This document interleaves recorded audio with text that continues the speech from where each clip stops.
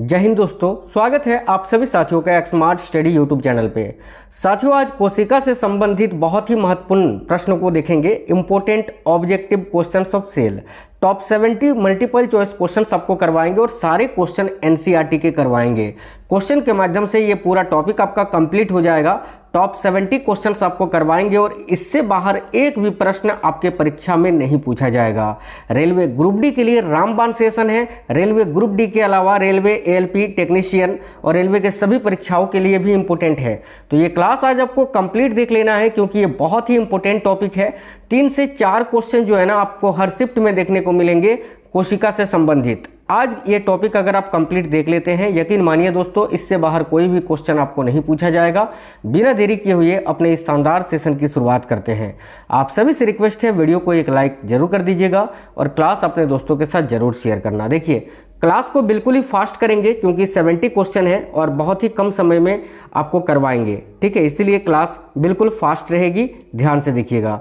पहला क्वेश्चन है, कोशिका का जीवित अंश क्या कहलाता है? बताइए, कोशिका का जो जीवित अंश होता है वो क्या कहलाता है? देखिए, करेक्ट आंसर हो जाएगा जीव द्रव्य। बात करें जीव द्रव्य की साथियों, तो देखिए जीव द्रव्य जो होता है ना भाई, जीव द्रव्य साथियों कोशिका द्रव्य, केंद्रक द्रव्य और अन्य कोशिकांग से मिलकर बनता है। याद रखना, जीव द्रव्य यानी जिसको आप प्रोटोप्लाज्म बोलते हैं, प्रोटोप्लाज्म। तो याद रखना, जीव द्रव्य किससे मिलकर बनता है? इसमें कोशिका द्रव्य शामिल होता है, केंद्रक द्रव्य शामिल होता है और अन्य कोशिकांग जो है ना, ये साइटोप्लाज्म, ये माइटोकॉन्ड्रिया, रिक्तिका, ये सभी मिलकर जो है ना ये कोशिका द्रव्य का निर्माण करते हैं। ये आपको याद रखना है। कोशिका द्रव्य के बारे में आपको जानकारी दे देते हैं। देखिए, जीव द्रव्य यानी प्रोटोप्लाज्म जिसको हम बोलते हैं, ठीक है। जीव द्रव्य की खोज सबसे पहले जो है ना फेलिक्स डुजार्डिन ने 1835 में की थी, ठीक है। पहला पॉइंट आपको याद रखना है। अगर आपसे पूछे जीव द्रव्य की खोज किसने की थी, तो भाई जीव द्रव्य की खोज की थी साथियों फेलिक्स डुजार्डिन ने। और अगर आपसे पूछे इसका नामकरण, ये जो प्रोटोप्लाज्म शब्द है ये किसने दिया था, तो प्रोटोप्लाज्म नामक शब्द को दिया था पुरकिंजे साहब ने। याद रखना, ठीक है, पुरकिंजे ने। कब? तो 1839 में। ये दोनों पॉइंट आपको याद रखना है। आगे देखिए, अगला क्वेश्चन है, जीव द्रव्य किनसे मिलकर बना होता है? अभी मैंने आपको बताया था ना, जीव द्रव्य किनसे मिलकर बनता है? कोशिका द्रव्य, केंद्रक द्रव्य और अन्य कोशिकांगों से मिलकर, ठीक है। यानी करेक्ट आएगा ऑप्शन नंबर डी, उपयुक्त तीनों से। अगला क्वेश्चन है, सबसे छोटी कोशिका किसकी होती है? बताइए, सबसे छोटी जो कोशिका होती है वो भाई किसकी होती है? अमीबा की, हाइड्रा की, माइकोप्लाज्मा की या डब्ल्यूबीसी की? तो सबसे छोटी कोशिका जो है ना ये माइकोप्लाज्मा की होती है। याद रखना, माइकोप्लाज्मा कुछ इस प्रकार से दिखता है कोशिका के अंदर। याद रखना, करेक्ट आएगा ऑप्शन नंबर सी। याद रखिए। नेक्स्ट क्वेश्चन है आपका, एक कोशिकीय जीव का उदाहरण कौन सा है? इनमें से कौन एक कोशिकीय जीव का उदाहरण है? तो भाई अमीबा, यूग्लिना, पैरामीशियम, ये तीनों एक कोशिकीय जीव का उदाहरण है। तो करेक्ट आएगा ऑप्शन नंबर डी, उपयुक्त तीनों। ये जो आप साथियों पतंग जैसी संरचना देख पा रहे हैं ना, इस जीव का नाम है यूग्लिना, ठीक है। और यहाँ पर बीच में जो आप देख पा रहे हैं इस जीव का नाम है अमीबा। और इधर साइड में जो आप चप्पल की आकृति का एक जीव देख पा रहे हैं ना, इसका नाम है पैरामीशियम। एक क्वेश्चन पूछा जाता है कि वह कौन सा प्राणी है, कौन सा एक कोशिकीय जीव है जो कि चप्पल की आकृति का होता है? तो याद रखना पैरामीशियम। देख रहे हो ना, बिल्कुल चप्पल के जैसा दिख रहा है ना। तो याद रखना, जब भी पूछे, अगर कभी भी किसी भी एग्जाम में आपसे पूछ ले कि कौन सा एक कोशिकीय जीव है जिसकी आकृति चप्पल के समान होती है, याद रखना पैरामीशियम की। और एक कोशिकीय जीव, ये सभी एक कोशिकीय जीव है। ऑप्शन नंबर डी करेक्ट होगा, उपयुक्त तीनों। अगला क्वेश्चन है, कोशिका भित्ति किस में पाई जाती है? कोशिका भित्ति किस में पाई जाती है? देखिए, कोशिका भित्ति की बात करें तो भाई कोशिका भित्ति जो है ना किस में पाई जाती है साथियों? तो पादप में पाया जाता है, बिल्कुल पाया जाता है। जीवाणु में पाया जाता है क्या? हाँ, जीवाणु में भी पाया जाता है। विषाणु यानी वायरस में जो है ना, वायरस में कोशिका भित्ति नहीं पाई जाती है। याद रखना, सेल वॉल जो होता है वो वायरस में नहीं पाया जाता है। यानी पाया किस में जाता है? तो पादप में, जीवाणु में। यानी करेक्ट है ऑप्शन नंबर डी, ए व बी दोनों। देखिए, कोशिका भित्ति बोलते किसको है? तो कोशिका का जो सबसे बाहरी आवरण होता है ना, कोशिका का सबसे आउटर लेयर जो होता है, सबसे बाहर वाला लेयर, उसको कोशिका भित्ति बोलते हैं। और कोशिका भित्ति के बाद वाला जो लेयर होता है ना, उसको कोशिका झिल्ली यानी सेल मेम्ब्रेन बोलते हैं। ठीक है, याद रखना। सबसे बाहरी वाले को सेल वाल, और उसके बाद जो अंदर में होता है सेल वाल के बाद जो होता है उसको सेल मेम्ब्रेन यानी कोशिका भित्ति बोलते हैं, याद रखना। ठीक है, इन सभी के बारे में अभी हम लोग पढ़ेंगे। कोशिका भित्ति, कोशिका झिल्ली, माइटोकॉन्ड्रिया, न्यूक्लियस, रिक्तिका यानी वेसल्स जिसको आप बोलते हैं, एंडोप्लाज्मिक रेटिकुलम यानी अंतःप्रद्रव्य जालिका, क्लोरोप्लास्ट यानी जिसको आप प्लवक बोलते हैं। ठीक है, पादप कोशिका में जो ये पाया जाता है, ये याद रखना, ये क्लोरोप्लास्ट जो है केवल पादप कोशिका में ही पाया जाता है। आगे देखिए, चलिए आगे आपको उसके बारे में बताएंगे। नेक्स्ट है सबसे छोटी कोशिका माइकोप्लाज्मा का साइज क्या होता है। तो सबसे छोटी कोशिका जो होती है ना माइकोप्लाज्मा, इसका साइज क्या होता है, याद रखिएगा 0.3 माइक्रोमीटर। साथियों, सबसे छोटी कोशिका मैंने अभी बताया आपको माइकोप्लाज्मा है, और इसका साइज होता है ना 0.3 माइक्रोमीटर। आगे देखिए, नॉल तथा रुस्का ने किसकी खोज की थी, बताना। नॉल तथा रुस्का ने इनमें से किसकी खोज की थी। साथियों, आप डाउट में मत रहना, ये सारे क्वेश्चन आपको मैं NCERT के करा रहा हूँ, कोई भी क्वेश्चन बाहर से नहीं, क्योंकि रेलवे जो साइंस पूछता है वो NCERT से ही पूछता है, उससे बाहर आपको कुछ भी पढ़ने की आवश्यकता नहीं है। ठीक है, और ये जो क्वेश्चंस करवा रहे हैं ना, ये सारे क्वेश्चन NCERT के हैं। तो नल तथा रुस्का ने किसकी खोज की थी, तो याद रखना इलेक्ट्रॉनिक सूक्ष्मदर्शी की, यानी ऑप्शन नंबर सी करेक्ट होगा, इलेक्ट्रॉन सूक्ष्मदर्शी की खोज की थी नॉल तथा रुस्का ने। कोशिका के मूल घटक कौन से हैं, बताइए, कोशिका के मूल घटक कौन से होते हैं।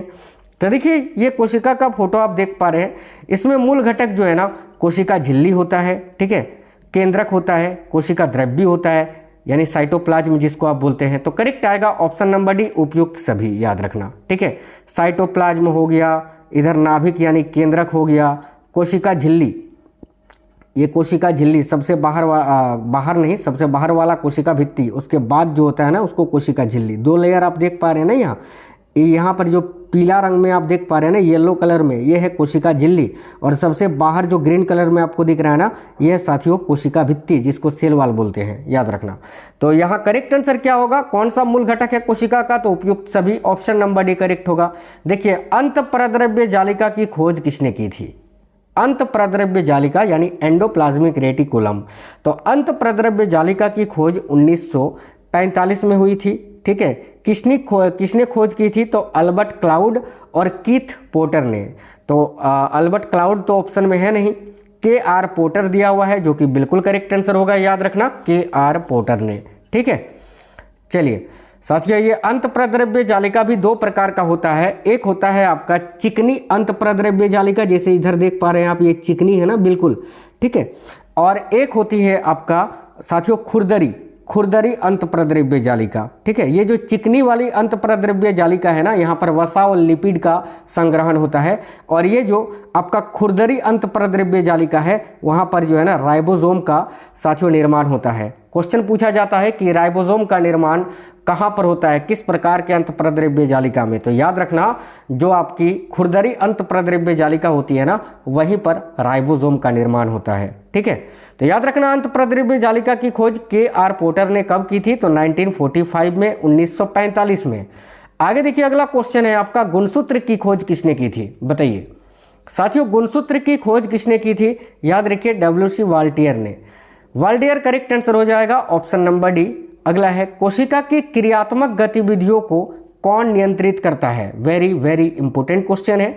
तो कोशिका की जो क्रियात्मक गतिविधियां होती है ना, उसको केंद्रक नियंत्रित करता है भाई, न्यूक्लियस, नाभिक, option number A correct answer हो जाएगा केंद्रक। आगे देखिए, न्यूक्लियस की खोज किसने की थी, बताइए। न्यूक्लियस यानी नाभिक की खोज किसने की थी, ये न्यूक्लियस आप देख पा रहे हैं कोशिका में। ठीक है, तो ये जो न्यूक्लियस है भाई, इसकी खोज किसने की थी, तो न्यूक्लियस की खोज की थी रॉबर्ट ब्राउन ने। अगर आपसे कोशिका की खोज पूछे तो याद रखना कोशिका की खोज की थी भाई रॉबर्ट हुक ने। ठीक है, 1665 में। अगर देखिए क्वेश्चन नंबर 13 है, वैज्ञानिक हक्सले ने जीवन का भौतिक आधार किसे माना था, या फिर जीवन का भौतिक आधार किसे कहा जाता है। याद रखिएगा जीव द्रव्य को, जीव द्रव्य यानी प्रोटोप्लाज्म। ठीक है, प्रोटोप्लाज्म को ही जो है ना जीवन का भौतिक आधार माना है, किसने, वैज्ञानिक हक्सले ने। यहाँ आपका करेक्ट आंसर हो जाएगा ऑप्शन नंबर डी, जीव द्रव्य। आगे देखिए, अगला क्वेश्चन है, माइटोकॉन्ड्रिया शब्द किसने दिया, बताइए। यहाँ पर साथियों आप गलती करेंगे, जब भी आपसे पूछेगा माइटोकॉन्ड्रिया शब्द किसने दिया, आप बोलोगे यहाँ पर अल्टमैन लेकिन गलत हो जाएगा। देखिए अल्टमैन नहीं, माइटोकॉन्ड्रिया शब्द जो है ना ये किसने दिया था, तो याद रखिए कार्ल बेंडा ने। भाई कार्ल बेंडा ने जो है ना माइटोकॉन्ड्रिया शब्द को 1898 में दिया था, ठीक है।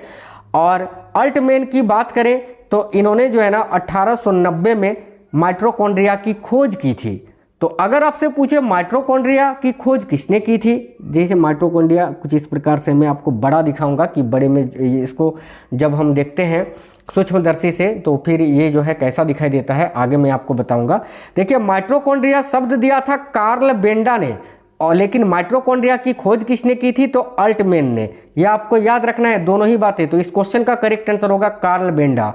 देखिए माइटोकॉन्ड्रिया का नाम कार्ल बेंडा ने 1898 में दिया था। इससे पहले रिचर्ड अल्टमैन ने 1890 में इन्हें बायोब्लास्ट नाम दिया था, जब अल्टमैन ने जो है इसकी खोज की थी, ठीक है, याद रखना। नेक्स्ट क्वेश्चन है माइटोकॉन्ड्रिया किसमें अनुपस्थित होता है। देखिए माइटोकॉन्ड्रिया ईस्ट में पाया जाता है, कवक में पाया जाता है, लेकिन जीवाणु में नहीं पाया जाता है। बैक्टीरिया में माइटोकॉन्ड्रिया नहीं पाया जाता है, याद रखिए करेक्ट आएगा ऑप्शन नंबर बी। बैक्टीरिया के अलावा आर्किया में भी जो है ना माइटोकॉन्ड्रिया नहीं पाया जाता है, ये आपको याद रखना है। देखिए माइटोकॉन्ड्रिया प्रोकैरियोटिक कोशिकाओं में जैसे कि बैक्टीरिया आर्किया में अनुपस्थित रहता है। किस प्रकार की कोशिका में, प्रोकैरियोटिक कोशिका में। आगे देखिए कौन से कोशिकांग में श्वसन एवं ऊर्जा से संबंधित रासायनिक प्रक्रियाएं होती हैं। तो भाई कोशिका का वह कौन सा अंग है, देखिए कोशिका के जो विभिन्न अंग है ना, माइटोकॉन्ड्रिया, लाइसोसोम, राइबोसोम, गोल्गी, उसको हम बोलते हैं कोशिका अंग। तो कौन सा कोशिकांग है, ठीक है, या कोशिकांग है जिसमें श्वसन एवं ऊर्जा से संबंधित रासायनिक प्रक्रियाएं होती हैं, तो याद रखना माइटोकॉन्ड्रिया में। ये माइटोकॉन्ड्रिया का पूरा स्ट्रक्चर आप यहाँ देख सकते हैं, कुछ इसी प्रकार से माइटोकॉन्ड्रिया आपको देखने को मिलता है। तो करेक्ट आंसर होगा ऑप्शन नंबर सी, माइटोकॉन्ड्रिया। अगला है कोशिका का पावर हाउस यानी शक्ति गृह किसे कहा जाता है। तो भाई कोशिका का पावर हाउस आप बोलोगे सर माइटोकॉन्ड्रिया को ही कहा जाता है, लेकिन ऑप्शन में माइटोकॉन्ड्रिया है नहीं, आप जानते हुए भी गलत करके आओगे ना। याद रखना सूत्रक कणिका, इसको हिंदी में बोलते हैं सूत्रक कणिका, इसी को माइटोकॉन्ड्रिया भी बोला जाता है, ठीक है। तो माइटोकॉन्ड्रिया ऑप्शन में ना मिले तो टेंशन मत लेना, इस टाइप का क्वेश्चन जब भी पूछे अगर आपको हिंदी वाला समझ में ना आए तो स्विच करके एक बार इंग्लिश वाले ऑप्शंस देख लेना, ठीक है, आपको समझ में आ जाएगा। तो भाई सूत्र कणिका याद रखना, option number A correct answer हो जाएगा। कोशिका की ऊर्जा के रूप में किसको जाना जाता है, तो देखिए कोशिका की ऊर्जा के रूप में किसको जाना जाता है, तो एटीपी को। एटीपी का फुल फॉर्म पूछा जाता है जो कि होता है एडिनोसिन ट्राइफॉस्फेट, याद रखना। देखिए साथियों आपके लिए दिन रात मेहनत करते हैं, आप प्लीज़ वीडियो को लाइक करिए और अपने दोस्तों तक शेयर करिए। ज़्यादा से ज़्यादा शेयर करोगे, लाइक करोगे तो हमें भी मोटिवेशन मिलेगा, आने वाले दिनों में आपके लिए और बेटर करेंगे। देखिए कोशिकांग माइटोकॉन्ड्रिया किन में पाया जाता है, बताइए कोशिकांग माइटोकॉन्ड्रिया किस में पाया जाता है। अभी बताए थे प्रोकैरियोटिक कोशिकाओं में अनुपस्थित होता है, तो पाया किस में जाता है, तो याद रखना यूकैरियोटिक कोशिका में। साथियों कोशिका को दो भागों में बांटा गया है, दो प्रकार की कोशिका होती है, एक यूकैरियोटिक कोशिका और एक प्रोकैरियोटिक, याद रखना। तो ये जो यूकैरियोटिक कोशिका होती है जो सबसे ज़्यादा विकसित है, ठीक है, उसमें माइटोकॉन्ड्रिया पाया जाता है, प्रोकैरियोटिक में नहीं। तो करेक्ट आएगा ऑप्शन नंबर बी, यूकैरियोटिक कोशिकाओं में, यानी करेक्ट आंसर होगा ऑप्शन नंबर बी। कौन सा कोशिकांग केवल पादप कोशिका में पाया जाता है, इनमें से कौन सा कोशिकांग है जो केवल पादप कोशिका में पाया जाता है। तो देखिए इधर एनिमल सेल का कुछ स्ट्रक्चर मैंने यहाँ पर आपको समझाया है जो जो पाया जाता है, और ये जो प्लांट सेल है पादप कोशिका, उसका इस साइड में दिखा हुआ है। तो आपको बताना है केवल पादप कोशिका में पाया जाने वाला। देखिए बात करें लाइसोसोम की, तो देखिए लाइसोसोम जो है ना साथियों, लाइसोसोम जो है ना ये आपका दोनों में पाया जाता है। लाइसोसोम जो है ना लाइसोसोम की बात करें ना, तो लाइसोसोम जो है ये आपका केवल जंतु कोशिका में पाया जाता है, एनिमल सेल में, ठीक है। बात करें यहाँ माइटोकॉन्ड्रिया की, तो देखिए माइटोकॉन्ड्रिया जंतु कोशिका में भी पाया जाता है और पादप कोशिका में भी, जंतु कोशिका में भी और पादप कोशिका में भी। कोशिका झिल्ली की बात करें तो कोशिका झिल्ली जो होता है ना, सेल मेम्ब्रेन या जिसको प्लाज्मा मेम्ब्रेन भी बोलते हैं, देखो ये प्लांट सेल में भी पाया जाता है, एनिमल सेल में भी पाया जाता है। लेकिन प्लास्टिड की बात करें ना, देखो प्लास्टिड जो है ना ये केवल प्लांट सेल में पाया जाता है, जंतु केवल पादप कोशिका में पाया जाता है। तो यहाँ ऑप्शन नंबर ए करेक्ट होगा, प्लास्टिड। आगे देखिए अगला क्वेश्चन है, वनस्पति कोशिका में क्लोरोफिल का संबंध किससे है? तो वनस्पति कोशिका यानी पादप कोशिका को ही हम बोलते हैं, ठीक है। इसमें क्लोरोफिल का संबंध जो है ना वो प्लास्टिड से ही होता है, याद रखना। देखिए क्लोरोप्लास्ट जो है ना, आप यहाँ पर दूर दूर तक ढूंढोगे ना एनिमल सेल में तो बिल्कुल नहीं मिलेगी, ये केवल जो है ना प्लांट सेल में पाया जाता है। और ये किससे संबंधित है? तो प्रकाश संश्लेषण से। ऑप्शन नंबर सी करेक्ट होगा। आगे देखिए, पादप कोशिका का कोशिका द्रव्य घिरा रहता है किससे? बताइए, पादप कोशिका यानी प्लांट सेल का जो कोशिका द्रव्य होता है, साइटोप्लाज्म होता है, वो किससे घिरा होता है? तो देखिए करेक्ट आएगा कोशिका भित्ति व कोशिका झिल्ली, दोनों से ही करेक्ट आएगा ऑप्शन नंबर ए, ठीक है। अगर आपसे पेपर में पूछे बताइए पादप कोशिका में कोशिका भित्ति और कोशिका झिल्ली क्या दोनों पाया जाता है? बिल्कुल दोनों पाया जाता है। अगला क्वेश्चन है, कोशिका द्रव्य व केंद्रिका द्रव्य मिलकर क्या कहलाते हैं? तो कोशिका द्रव्य व केंद्रिका द्रव्य ये दोनों मिलकर जो है ना क्या कहलाते हैं? प्रोटोप्लाज्म कहलाते हैं, जीव द्रव्य। Option number A correct answer होगा। कोशिका का सबसे बड़ा व सबसे छोटा कोशिकांग कौन सा है? ठीक है, बताइए भाई, कोशिका का सबसे बड़ा और सबसे छोटा कोशिकांग कौन सा है? तो कोशिका का सबसे बड़ा जो अंग होता है वो तो केंद्रक होता है, और सबसे छोटा जो होता है वो राइबोसोम होता है, याद रखना। तो करेक्ट आएगा ऑप्शन नंबर बी, सबसे बड़ा केंद्रक, सबसे छोटा राइबोसोम। आगे देखिए, कोशिका द्रव्य में कोशिकांग पाए जाते हैं। कोशिका द्रव्य में इनमें से कौन सा कोशिकांग पाया जाता है? तो कोशिका द्रव्य यानी साइटोप्लाज्म जिसको बोलते हैं, और साइटोप्लाज्म में माइटोकॉन्ड्रिया, गोल्जी कॉइल, राइबोसोम उपयुक्त सभी पाया जाता है। तो ऑप्शन नंबर डी करेक्ट होगा। केंद्रक झिल्ली रहित कोशिकाएं क्या कहलाती हैं? यानी जिनके कोशिकांग में झिल्ली नहीं होती है, ठीक है, झिल्ली नहीं होती है, उन कोशिकाओं को क्या कहते हैं? याद रखिए, उनको प्रोकैरियोटिक कोशिका कहते हैं। Option number B. तो अगर आपसे पेपर में पूछे बिना झिल्ली वाला कोशिका कौन सा होता है? तो प्रोकैरियोटिक कोशिकाएं। आगे देखिए, कोशिका के आंतरिक पदार्थों का पाचन कौन करता है? बहुत ही इंपॉर्टेंट क्वेश्चन है, याद रखिए। कोशिका के आंतरिक पदार्थों का पाचन करता है lysosome. Option number B correct होगा, लाइसोसोम। कोशिका में जल की मात्रा लगभग कितनी होती है? तो कोशिका में जल की मात्रा लगभग 80% तक होती है, याद रखना, 80%। Option number A. अगला है, प्रोकैरियोटिक कोशिका के उदाहरण कौन से हैं? तो देखिए, प्रोकैरियोटिक कोशिका जो है ना, जीवाणु, नील हरित शैवाल यानी जिसको साइनोबैक्टीरिया बोलते हैं, इन दोनों में ही पाया जाता है। तो उपयुक्त दोनों, ऑप्शन नंबर सी करेक्ट होगा। वैज्ञानिक जॉर्ज पेलेड ने किसकी खोज की थी? तो वैज्ञानिक जॉर्ज पेलेड ने जो है ना राइबोसोम की खोज की थी। अभी मैंने आपको बताया था कि राइबोसोम का निर्माण कहाँ होता है? अंतःप्रद्रव्य जालिका का, जो खुरदरी अंतःप्रद्रव्य जालिका होती है ना, उसमें। तो करेक्ट आएगा राइबोसोम। कब खोज हुई थी राइबोसोम की? तो 1955 के ही समय में, 1955 के दशक में। अगला क्वेश्चन है, अंतःप्रद्रव्य जालिका यानी एंडोप्लाज्मिक रेटिकुलम के प्रकार कौन से हैं? तो देखिए, दो प्रकार की अंतःप्रद्रव्य जालिका होती है, ठीक है। एक होती है SER जिसको आप बोलते हैं साथियों, एक सेकंड, ये जो है ना इंग्लिश में इधर गलत हो गया है, ये होता है SER, ठीक है, यानी स्मूथ एंडोप्लाज्मिक रेटिकुलम। और ये होता है साथियों RER यानी रफ एंडोप्लाज्मिक रेटिकुलम। रफ यानी खुरदरी, स्मूथ यानी चिकनी, अंदाजा लगा सकते हो ना। तो उपयुक्त दोनों प्रकार की अंतःप्रद्रव्य जालिका होती है। ऑप्शन नंबर सी करेक्ट होगा। माइटोकॉन्ड्रिया की खोज किसने की थी? बताइए। बिल्कुल अल्टमैन ने की थी ना। कार्ल बेंडा ने तो इसका नामकरण किया था, माइटोकॉन्ड्रिया नाम दिया था कार्ल बेंडा ने, लेकिन खोज तो अल्टमैन ने की थी ना। ऑप्शन नंबर बी करेक्ट होगा। RBC का निर्माण गृह एवं कब्रिस्तान क्रमशः कौन से हैं? तो देखिए, RBC जो होता है ना, रेड ब्लड सेल, लाल रक्त कणिकाएं, उनका निर्माण बोन मेरो में होता है, अस्थि मज्जा में होता है। और इसका कब्रिस्तान प्लीहा को कहा जाता है, यानी ऑप्शन नंबर बी इस क्वेश्चन का करेक्ट होगा, अस्थि मज्जा एवं प्लीहा। आगे देखिए, अगला है, लाइसोसोम बनने के लिए कौन उत्तरदायी है? तो भाई लाइसोसोम जो है ना, ये देखिए, लाइसोसोम बनने के लिए कौन उत्तरदायी होता है? तो गोल्जी काई। ऑप्शन नंबर ए करेक्ट होगा, गोल्जी काई, याद रखना। पादप कोशिका में प्लांट सेल में पूछा जा रहा है, देखिएगा, पादप कोशिका में जल, भोजन एवं उत्सर्जी पदार्थों का भंडारण कौन करता है? तो भाई पादप कोशिका में जल, भोजन एवं उत्सर्जी पदार्थों का भंडारण कौन करता है? याद रखिएगा, रिक्तिका, जिसको वेसल्स बोला जाता है अंग्रेजी में, ठीक है। देखिए ये प्लांट सेल में काफ़ी बड़े आकार का होता है साथियों, वेसल्स, है ना।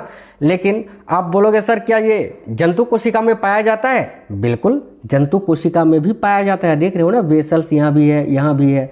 तो इन दोनों में अंतर ये है कि जंतु कोशिका में जो है ना बहुत बड़े मात्रा में, सबसे बड़ा जंतु कोशिका का सबसे बड़ा ये कोशिकांग होता है साथियों, याद रखना, वेसल्स। लेकिन ये माफ करना यार, पादप कोशिका का सबसे बड़ा कोशिकांग होता है ये पादप कोशिका, जंतु कोशिका ना जब एक ही साथ पढ़ाते हैं ना बड़ा दिक्कत होता है। लेकिन कुछ कुछ चीज़ें ऐसी है जिसमें जो है ना ये दोनों पढ़ाना ही पड़ता है समझाने के लिए। आपको मैं प्लांट सेल का एक अलग से क्लास कराऊंगा, टेंशन मत लीजिएगा, ठीक है, याद रखना। तो जंतु कोशिका में ये बड़े आकार का होता है, फिर से वही गलत बता रहे थे, देखो पादप कोशिका में ये बड़े आकार का होता है, और जो जंतु कोशिका होती है ना उसमें नाक के बराबर बिल्कुल छोटा होता है। तो अगर आपसे पूछे क्या रिक्तिका यानी वेसल्स जंतु कोशिका में भी पाया जाता है, आप बोलोगे हाँ पाया जाता है, बिल्कुल छोटे आकार का, याद रखना, ठीक है। चलिए अगला कोशिकांग राइबोसोम का कार्य क्या है? तो राइबोसोम का कार्य क्या होता है? प्रोटीन संश्लेषण में सहायता करता है, नए प्रोटीन का निर्माण करता है। तो ए और बी दोनों ही करेक्ट होगा। आगे देखिए केंद्रक के बारे में सत्य कथन कौन सा है, बताइए। देखिए केंद्रक के बारे में सत्य कथन, कोशिका का नियंत्रण कक्ष होता है, बिल्कुल होता है। राइबोसोम का निर्माता, बिल्कुल। आनुवांशिकी सूचनाओं का स्थानांतरण भी करता है, बिल्कुल। उपयुक्त तीनों करेक्ट आंसर होगा। आगे देखिए रक्त में सर्वाधिक मात्रा में इनमें से किसकी उपस्थिति होती है? तो करेक्ट आएगा आरबीसी की। यहाँ अगर आपके ऑप्शन में प्लाज्मा होता ना तो प्लाज्मा आपका करेक्ट होता, क्योंकि रक्त में सबसे अधिक मात्रा में प्लाज्मा पाया जाता है, जो कि 55% पाया जाता है। बाकी जो 45% होता है ना, वो 45% आरबीसी, डब्ल्यूबीसी और प्लेटलेट्स होता है, ठीक है। तो यहाँ ऑप्शन में तो साथियों आपका प्लाज्मा है नहीं, तो आरबीसी हम इसको आंसर करेंगे। कोशिका विभाजन में सहायता कौन करता है? अब देखिए कोशिका विभाजन में इनमें से कौन सहायता करता है? तो तारक का या तारक केंद्रक आपका आंसर होगा, ठीक है। लेकिन अगर आपसे हार्मोन पूछे कि कोशिका विभाजन में कौन सा हार्मोन सहायता करता है, तो याद रखिएगा साइटोकाइनिन नामक हार्मोन, ठीक है। ये मैं आपको बाद में पढ़ाऊंगा, पादप जिस टाइम पादप कोशिका पढ़ाऊंगा, है ना, अलग से। अगला कोशिकांग गोल्जिकाई का कार्य क्या होता है? तो गोल्जिकाई जो एक कोशिका का अंग है, कोशिकांग है, उसका कार्य क्या होता है? तो देखिए गोल्जिकाई का कार्य होता है साथियों कोशिकीय पदार्थ का श्रवण एवं परिवहन, बिल्कुल। वसा का संचय, बिल्कुल। उत्सर्जित पदार्थों को कोशिका से बाहर निकालने में मदद करता है, बिल्कुल। यानी उपयुक्त सभी कार्य होता है गोल्जिकाई का। कोशिका का अध्ययन किसमें किया जाता है? तो कोशिका का अध्ययन साइटोलॉजी में किया जाता है। ऑप्शन नंबर सी करेक्ट होगा, साइटोलॉजी। अगला कौन वनस्पति एवं प्राणी कोशिका दोनों में पाया जाता है? बताइए इनमें से कौन सा कोशिकांग है जो कि साथियों प्लांट सेल और एनिमल सेल दोनों में ही पाया जाता है? तो सूत्रकणिका यानी माइटोकॉन्ड्रिया क्या दोनों में पाया जाता है? देखो तो हाँ बिल्कुल दोनों में पाया जाता है। हरित लवक, ठीक है, यानी प्लास्टिड क्या दोनों में पाया जाता है? हरित लवक जो होता है ना दोनों में पाया जाता है, पूछा है, ठीक है। तो हरित लवक जो होता है ना साथियों प्लास्टिड, ये दोनों में नहीं पाया जाता है। यहाँ पर एक सेकंड साथियों, देखिए कोशिका भित्ति की बात करें तो ये दोनों में पाया जाता है, सेल वॉल, ठीक है। सूत्रकणिका की बात करें तो ये भी दोनों में पाया जाता है। लेकिन हरित लवक तो दोनों में नहीं पाया जाता है ना, हरित लवक दोनों में नहीं पाया जाता है, ठीक है। तो ये जो है ना यहाँ पर हम एक ऑप्शन देंगे जिसमें करेंगे ए और सी दोनों, ठीक है। तो केवल यही आंसर होगा, ए और सी दोनों, ठीक है, क्योंकि प्लास्टिड जो होता है ना ये केवल प्लांट सेल में पाया जाता है साथियों, याद रखना, ठीक है। चलिए आगे देखिए, नेक्स्ट क्वेश्चन है, देखिए कोशिका झिल्ली, कोशिका द्रव्य, माइटोकॉन्ड्रिया और केंद्रक, ये सभी जो है ना ये पादप कोशिका में भी पाया जाता है, जंतु कोशिका में भी पाया जाता है, याद रखना। अगला है कौन सा कोशिकांग पादप कोशिका में सुविकसित एवं जंतु कोशिका में अनुपस्थित यानी न के बराबर होता है? देखते हैं, समझ में आ रहा है ना क्वेश्चन? अभी मैंने बताया था, क्या बताया था कि पादप कोशिका में बड़े आकार का पाया जाता है, जंतु कोशिका में न के बराबर बिल्कुल छोटे आकार का, क्या? वेसल्स, रिक्तिका भाई। ऑप्शन नंबर बी इस क्वेश्चन का करेक्ट आंसर होगा। चलिए आगे देखिए, लाल रक्त कणिकाओं का जीवन काल कितना होता है? याद रखिए 120 दिन का होता है। नेक्स्ट है कोशिकांग लाइसोसोम की खोज किसने की थी? लाइसोसोम जिसको आत्महत्या की थैली कहा जाता है, याद रखिए क्रिश्चियन डी डुबे ने 1955 में ही, ठीक है। आगे देखिए अगला क्वेश्चन है आपका, कौन से कोशिकांग को कोशिका की आत्महत्या की थैली या पाचन थैली भी कहा जाता है? वही लाइसोसोम को। ऑप्शन नंबर ए करेक्ट है। गोल्जी काई की खोज किसने और कब की थी बताना साथियों। गोल्जी काई की खोज कब और किसने की थी? ठीक है, तो देखिए ये जो गोल्जी काई है ना, गोल्जी काई साथियों, गोल्जी एपरेटस, इसकी खोज किसने की थी भाई? तो देखिएगा करेक्ट आंसर क्या हो जाएगा, गोल्जी काई की खोज। तो याद रखिए कैमिलो गोल्जी ने 1898 में। Option number A correct answer होगा। कोशिकाएं मिलकर प्राथमिक रूप से किनका निर्माण करती हैं? तो कोशिकाएं मिलकर प्राथमिक रूप से जो है ना उत्तकों का निर्माण करती है और फिर उत्तक मिलकर अंगों का निर्माण करते हैं। अंग बिल्कुल भी मत करना। कोशिकाएं मिलकर प्राथमिक रूप से उत्तक यानी टिश्यू का निर्माण करते हैं और फिर टिश्यू मिलकर अंग यानी आपके जो है ना ऑर्गन्स जो होते हैं वो बनते हैं। तो यहाँ उत्तक करेक्ट होगा, ना कि अंगों का। कोशिका भित्ति किसकी बनी होती है बताइए? कोशिका भित्ति यानी सेल वाल, ठीक है, जो कोशिका का सबसे आउटर लेयर होता है, बाहरी परत। कोशिका भित्ति किसकी बनी होती है? याद रखना सेल्यूलोज की बनी होती है, ठीक है, सेल्यूलोज। और यही अगर आपसे पूछे कोशिका झिल्ली, जिसको सेल मेम्ब्रेन या प्लाज्मा मेम्ब्रेन भी बोला जाता है, वो किसकी बनी होती है? तो वो साथियों वसा और लिपिड की बनी होती है, याद रखना। चलिए नेक्स्ट क्वेश्चन है, कोशिका झिल्ली किसकी बनी होती है? चलिए आ ही गया क्वेश्चन। तो वसा और प्रोटीन का, याद रखना ऑप्शन नंबर डी, बी और सी दोनों ही। अगला है कोशिका झिल्ली की प्रकृति कैसी होती है? तो कोशिका झिल्ली जो होती है ना, इसकी प्रकृति अर्ध पारगम्य, याद रखना अर्ध पारगम्य होती है साथियों। अर्ध पारगम्य यहाँ करेक्ट आंसर हो जाएगा ऑप्शन नंबर बी, क्योंकि ये जो है ना कुछ को अंदर रखती है और जो जरूरी नहीं होता है उन पदार्थों को जो है ना ये बाहर जाने देती है। तो अर्ध पारगम्य होती है कोशिका झिल्ली या प्लाज्मा झिल्ली या सेल मेम्ब्रेन, याद रखना। अगला क्वेश्चन है, प्लाज्मा झिल्ली किसे कहते हैं जो प्रोटीन एवं लिपिड से मिलकर बनी होती है? देखिए प्लाज्मा झिल्ली किसे बोलते हैं भाई? तो करेक्ट है कोशिका की सबसे, माफ करना यार यहाँ पर जो है ना, देखिए कोशिका झिल्ली के बारे में साथियों करेक्ट आएगा कोशिका की सबसे बाहरी परत। एक चीज मैं आपको यहाँ पर क्लियर कर देना चाहता हूँ, देखिए कोशिका की सबसे बाहरी परत अगर प्लांट सेल में पूछे तो सेल वाल हो जाएगा, सेल वाल यानी कोशिका भित्ति। और अगर जंतु कोशिका में पूछे तो कोशिका की सबसे बाहरी परत जो है ना वो साथियों आपका प्लाज्मा झिल्ली यानी जिसको हम बोलते हैं कोशिका झिल्ली या सेल मेम्ब्रेन आपका करेक्ट आंसर हो जाएगा। अभी हम बेसिकली जो है ना एनिमल सेल के बारे में पढ़ रहे हैं, तो इसको हम ज़्यादा प्रायोरिटी इस क्वेश्चन को देंगे क्योंकि इसमें जंतु कोशिका पादप कोशिका किसी विशेष एक का तो पूछा नहीं है। तो यहाँ पर हम एनिमल सेल के बारे में पढ़ रहे हैं आज के इस वीडियो में, तो इसको जो है ना एनिमल सेल के माध्यम से ही आप ज़्यादातर क्वेश्चनों को समझना, ठीक है। तो इसमें करेक्ट आंसर होगा कोशिका की सबसे बाहरी परत। साथियों आप अगर आपके मन में ये डाउट है कि प्लांट सेल आप कब पढ़ाओगे तो मैं 1-2 दिन में वो भी आपको करवा दूंगा, ठीक है। देखिए कोशिका सिद्धांत किसने दिया था? तो कोशिका सिद्धांत को किसने दिया भाई, क्वेश्चन ये पूछा जा रहा है। तो उपयुक्त दोनों ने सम्मिलित रूप से स्लाइडेन और स्वान ने कब दिया था, ये बड़ा पूछा जाता है। याद रखिए 1839 में, ठीक है, 1839 में। चलिए आगे देखिए WBC कौन सी संरचना का उदाहरण है? देखिए WBC जो होता है ना ये एक कोशिकीय संरचना होती है भाई, एक कोशिकीय संरचना का उदाहरण होती है। अगला केंद्रक को कोशिका द्रव्य से अलग कौन करता है? तो केंद्रक को कोशिका द्रव्य से कौन अलग करता है? करेक्ट आएगा केंद्रक झिल्ली, ऑप्शन नंबर बी। अगला गुणसूत्र, धागे के समान जो संरचना होती है ये कहाँ पाए जाते हैं? तो गुणसूत्रों की बात करें तो ये कोशिका के केंद्रक में पाया जाता है, ऑप्शन नंबर ए करेक्ट है। देखिए जानवरों और पौधों की कोशिकाओं के केंद्रक यानी न्यूक्लियस में पाया जाता है गुणसूत्र, याद रखना। डीएनए कहाँ पाया जाता है बताइए? तो डीएनए जो है ना केंद्रक के अंदर गुणसूत्र में और केंद्रक के बाहर माइटोकॉन्ड्रिया में भी कुछ पाया जाता है, यानी उपयुक्त दोनों जगह पर। Option number C right answer होगा। तो कोशिका द्रव्य क्या कहलाता है? तो कोशिका द्रव्य जो है ना किसको कहते हैं? तो केंद्रक व कोशिका झिल्ली के मध्य का जो पदार्थ होता है ना उसको कोशिका द्रव्य यानी साइटोप्लाज्म कहते हैं। पादप कोशिका का सबसे बड़ा कोशिकांग कौन सा होता है? अभी बताए थे ना, ये जो वेसल्स होता है साथियों, वेसल्स ये सबसे बड़ा अंग होता है। तो वेसल्स यानी यहाँ आपका करेक्ट आंसर क्या हो जाएगा? केंद्रीय रिक्तिका, ऑप्शन नंबर ए। अगला जिन कोशिकाओं में झिल्ली सहित केंद्रक पाया जाता है यानी झिल्ली के साथ जिन कोशिकांग में झिल्ली होता है, ठीक है, तो वो किस प्रकार की कोशिका होती है? याद रखना यूकैरियोटिक कोशिका, ऑप्शन नंबर बी करेक्ट होगा। प्रोकैरियोटिक कोशिकांग में झिल्ली नहीं होता है, याद रखना ऑप्शन नंबर बी यूकैरियोटिक कोशिका करेक्ट आंसर हो जाएगा।